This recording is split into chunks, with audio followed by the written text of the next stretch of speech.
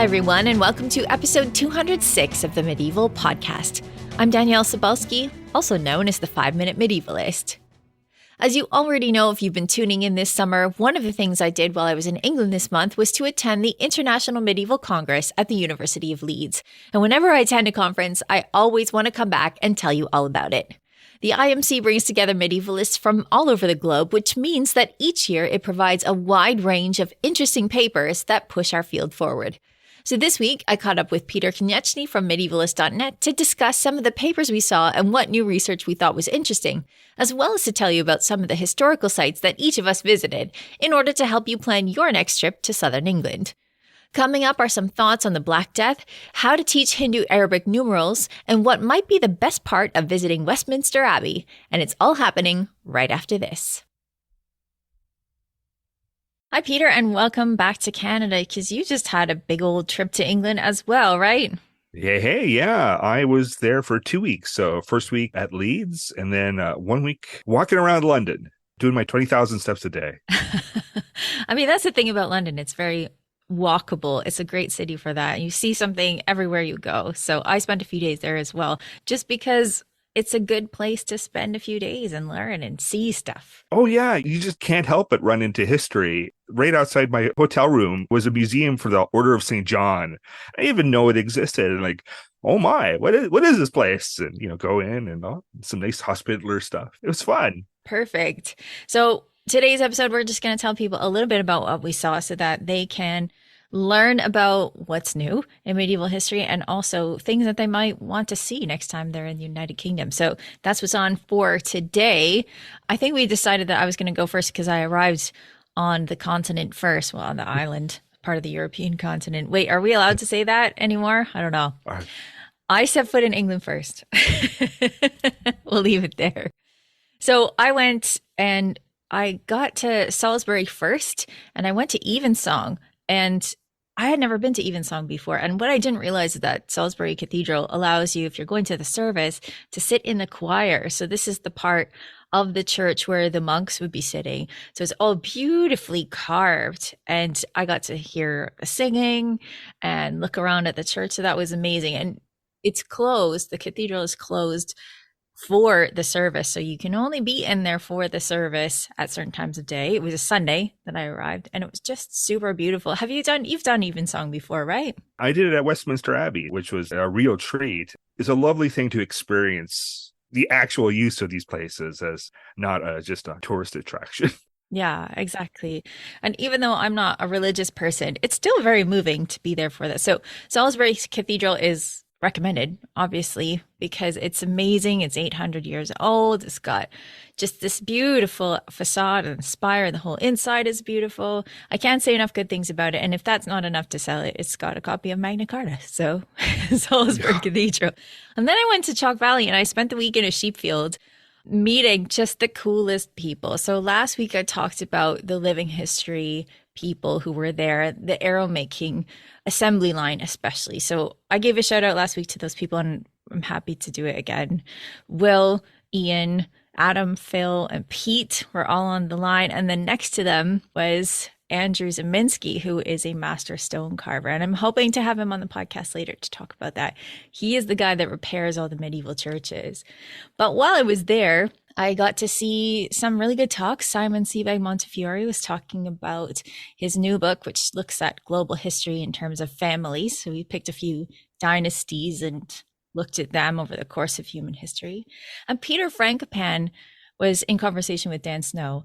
And Peter Frankopan, if you haven't read the Silk Roads, it's just an amazing book. And his new one is about the history of the world in terms of climate. So how climate has affected human history. And I think that's a really good way of looking at it. Mm-hmm. But also, if you haven't heard Peter Frankopan speak, I mean, it's always a treat. And then one of the best talks was, of course, my good friends and yours, Dan Jones and Michael Livingston, talking about Crécy, and they were just awesome. They filled the whole 700-person tent, and it was just an amazing conversation between two really great guys. And a few people I spoke to in the green room afterwards were talking about their bromance and how they just have really good chemistry. So I said last week on the podcast that I hadn't met any mean or rude historians. And that's true. In the green room, as a speaker, I got to meet all sorts of really great people. Michael Wood was amazing. He's a legend. I got to meet Dan Snow, who is very, very sweet person, and only got to speak to him for a few minutes, but he was really awesome. And then, yeah, the ones I've listed, I didn't get to meet Peter Frankopan. That's still on my list of must meets. But everyone was just super awesome. And some friends of the podcast are there as well. Like Amy Jeffs was there. Jonathan Phillips, who I hope to have on at some point, who works on Saladin. Just really awesome people. There are a bunch of people that I'm going to have on the podcast that I met at Chalk Valley because they were just so cool. So that's how I spent my first week in England. And then you arrived. I arrived, got in a day before the Congress started so I could do one of the castle tours that Kelly DeVries helps host. And the only one I really want to talk about is called Tick Hill Castle. The strange thing, it's only open one day a year to the public. One day a year. Yeah. So fortunately, we got in like a special treat, our little groups. But it is one of the Moat Bailey castles. Basically, there's just some ruins on top of the hill, but there are later walls surrounding it. It was really fascinating just climbing up that hill and being able to see around and seeing how defensible it is and how important it was just to be looking around the wider area and having that control. Sometimes it's great just to go up these castles just to see what the builders had in mind. Why do we put a castle here? And then, oh yeah, because you can see everywhere. It's pretty important. It's always fascinating to get these kind of castle tours, and even a couple of smaller medieval churches in South Yorkshire, which is really cool. I love that aspect of the International Medieval Congress is you can take a day out and explore some medieval sites that are just around the corner and often get some really good guides with you. Yeah, absolutely. When you have the best of the best there. I was thinking about the defensive position, and I should mention that when I was at Chalk Valley, I was there to actually speak.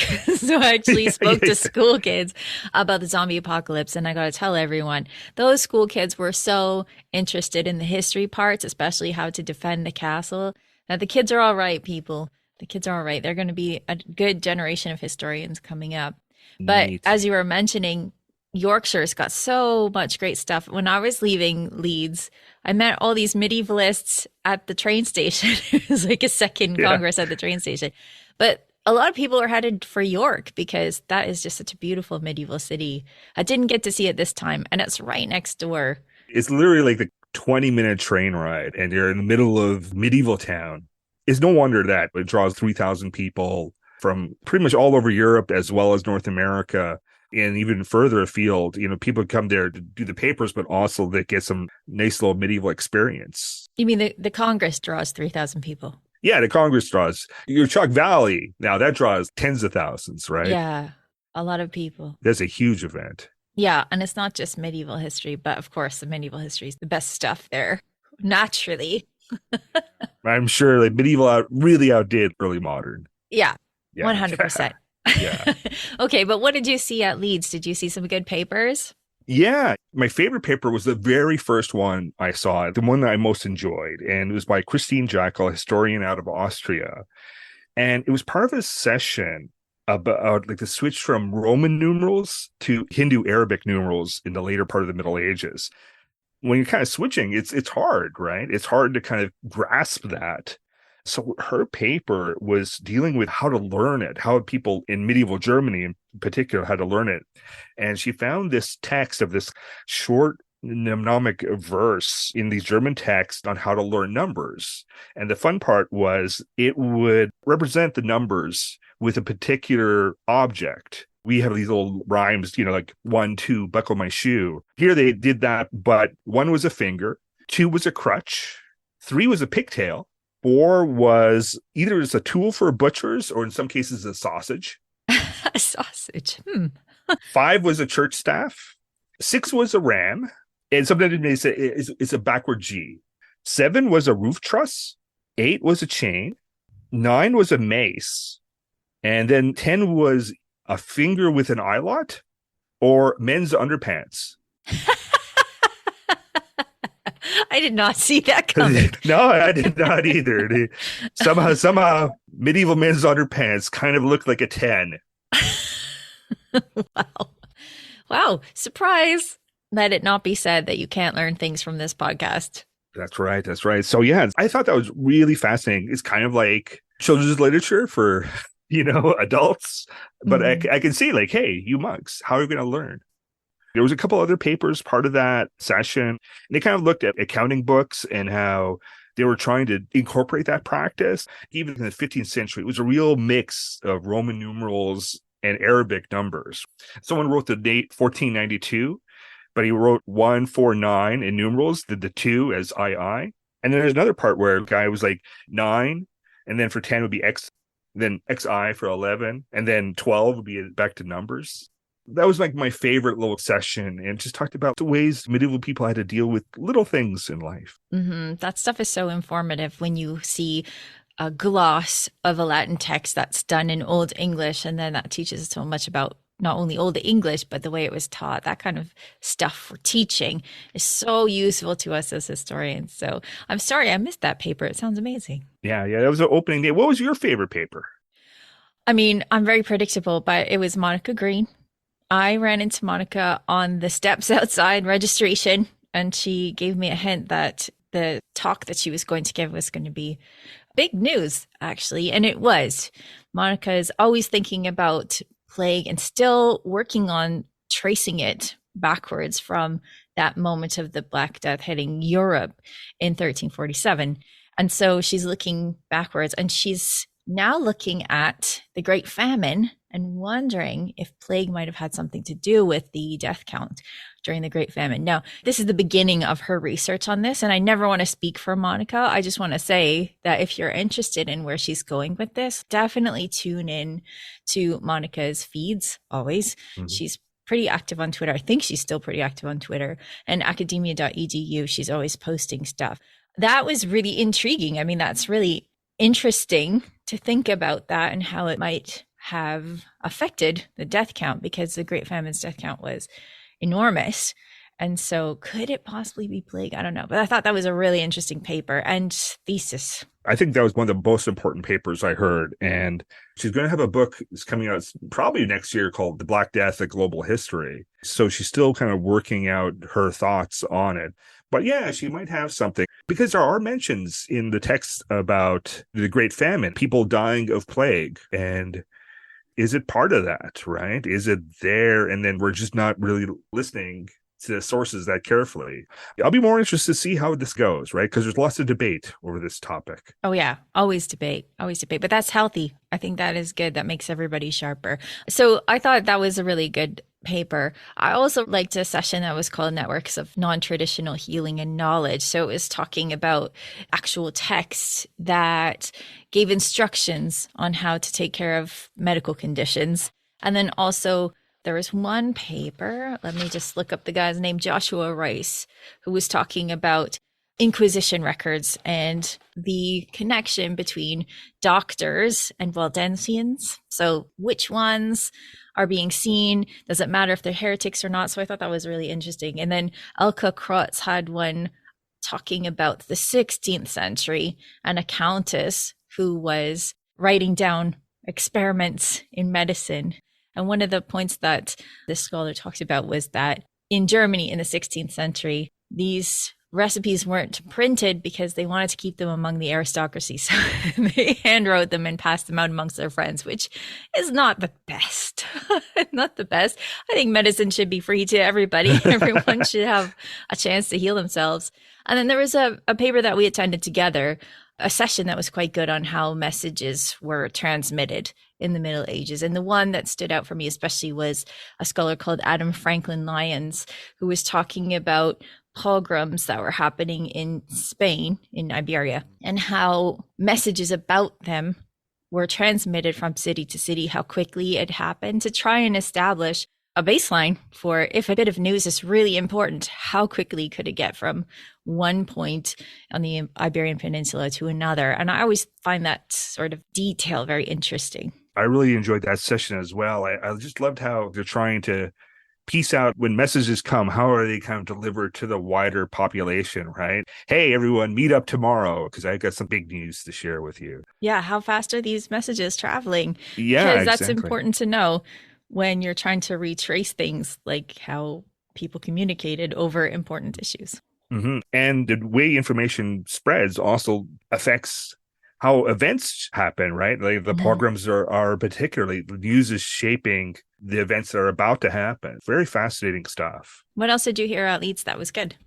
Two more papers I kind of just want to mention. One is by George Christ of the University of Manchester. So his topic was porous jihad boundaries, and he's looking at Mamluks and their relations with Christian kingdoms after 1291, after like the Crusaders have lost Acre. What are they going to have to deal with when they're dealing with basically Cyprus, Venice, Crete, and Rhodes? They control Egypt and Syria.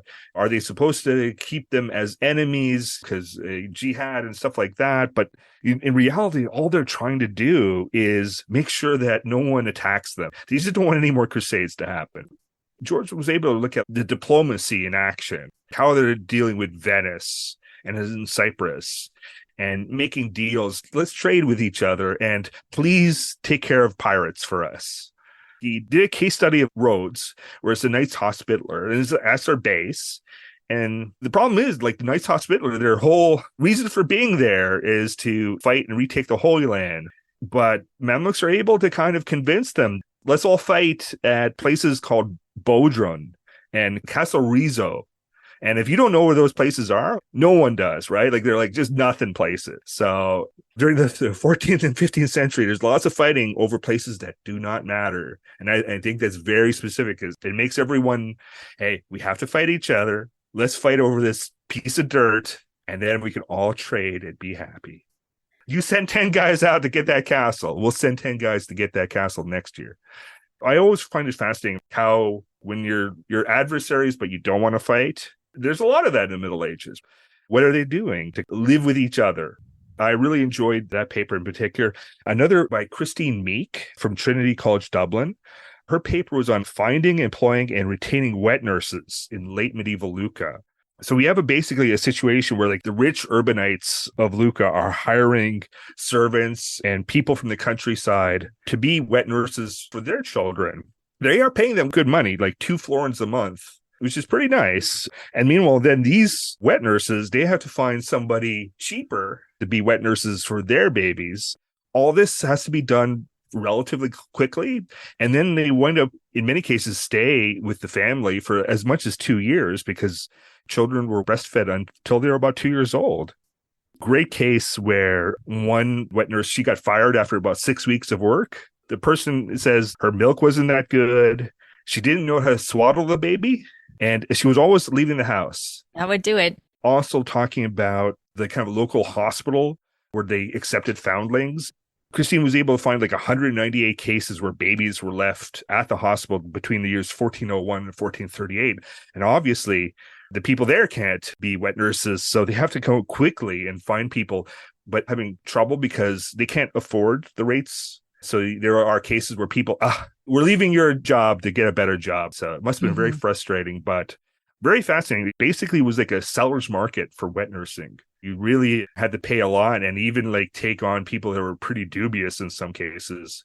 Interesting social history there. Yeah, the type of stuff that is super important for day-to-day living, but can sometimes be hard to trace. So it's great when you have a paper that is talking about such things, because I feel like it really increases all of our knowledge about the social networks of medieval Europe. I love that kind of thing.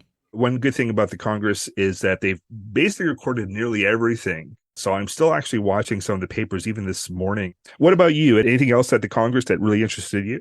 Well, I had a really great time recording with Eleanor Yaniga, who I hadn't met in person before that day. And we had a great time. And I was so happy to see people there that were listening, that were into it. I felt like we had a really good discussion that covered so much about things that people are interested in, like how you get into public history, what's important, what you need to think about. Yeah, we had a really good chat, I thought. And then I enjoyed the next night. I went to the Bow and Blades live podcast with Kelly DeVries and Michael Livingston with special guest Bob Wisnam Savage, who was just on fire in the audience. Yeah, he was just an audience member. I thought people had really good questions there. And of course, I mentioned this last week on the podcast. I had a bunch of graduate students come up and tell me that they enjoyed the podcast, which is really nice, especially when people are talking to me about the podcast in the context of COVID and how it helped in the lockdowns. That's really nice to hear. So that was really good. And then we also did our own workshop on how to create a podcast. And that was really well attended. I felt like the people there were really, really nice and enthusiastic. And if they're listening, I really wish them the best. I hope that their podcasts come out soon and are wild successes. Yeah, I was really fascinated to hear, like, we were trying to start a podcast. In some cases, they've already got a few episodes done, and they're just trying to figure out how to reach out to a wider audience. Somehow we become experts on that. I don't know. Yes. And if there are people that I met and I haven't been in touch with, that is because I've just come back from what was mostly a week off, although I did spend that few minutes recording a little funny story, which I enjoyed and I hope you enjoyed, just to tide everyone over. And so if I haven't got in touch with people, I know a few people at that session gave me their business cards. Just give me a minute. I need to go through my business cards because I'm honestly just freshly back today. Yes. Back to work. I love my work, so I'm happy to get back to it, but there is some catching up to do, as there always is. So then we both ended up in London, and then I got a cool, really, really amazing tour of London from Kenneth Duggan, who is another Canadian medievalist who I had never met. We decided to walk around London. We had a really good time, and he is an expert on the 13th century, especially. So we went to Temple Church and he showed me all sorts of cool stuff. I got to see William Marshall's tomb. That was so cool. I took pictures of it. And then, we just walked all over the place. We went to a little church. I think it's like St. Mary's by the Tower, which was a cool little church that has some really, really old stuff that was discovered because of the Blitz. I think that's not the only story in London where, we discovered something really cool because things got blown up during World War II. But I had a really good walk around with him.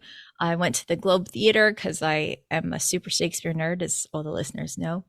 And I actually got inside Westminster Abbey. I mean, I had to run through it because I had a meeting. And we ran into each other that day.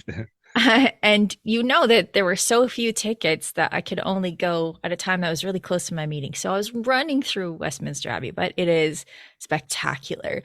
And for me, there are all the tombs of the kings that I study, which is so cool. Like there's Edward I, and there's Henry III and Henry V and Edward III and Richard II. It was just so cool. And then upstairs, did you go to the gallery upstairs? No, I didn't. Now that is cool, and you can't take any pictures of it, so there's none on my Instagram. But they have the funeral effigies of a lot of these important people, including Queen Mary. But they have that wooden funeral effigy of Edward III that appears in all the books. And it's right there, and you can look at it. We can't take pictures. Oh, but no. That was awesome. So I really encourage anyone who is a medievalist going to London to pay the extra. I think it's £5 and go upstairs and really see that extra stuff, even if you can't take pictures, because it is pretty cool. But that place, Westminster Abbey, it is everything people say and more. Oh, yeah, it is. It's an awesome, just majestic kind of place, right? Mm-hmm. You just kind of, you feel history just pouring in on you right there. Definitely, if you're a medievalist, if you like history at all, that's one of the things you have to see. Yeah, it took me years to get in there. I kept missing. It was always the wrong day or something. Okay. I finally got inside, and it was definitely worth it. So you saw some other places outside of London as well. Where did you go? I took in Dover Castle the first time I was there. So again, man, that's a big, big castle. Hey, let's build more defenses. We don't have enough. That was quite nice. It's very family friendly because it has a lot of displays and rooms kind of set up to look like it was the time of Henry II. So it's not just kind of bare walls. I kind of like more bare walls myself, but you can see some beds. You can see, hey, this is how a kitchen worked. That was really quite cool. Went to Canterbury Cathedral, something I had never been to. Not as many big names buried there, just Edward the Black Prince. Yeah, that's a big name. The Black Prince? Yeah.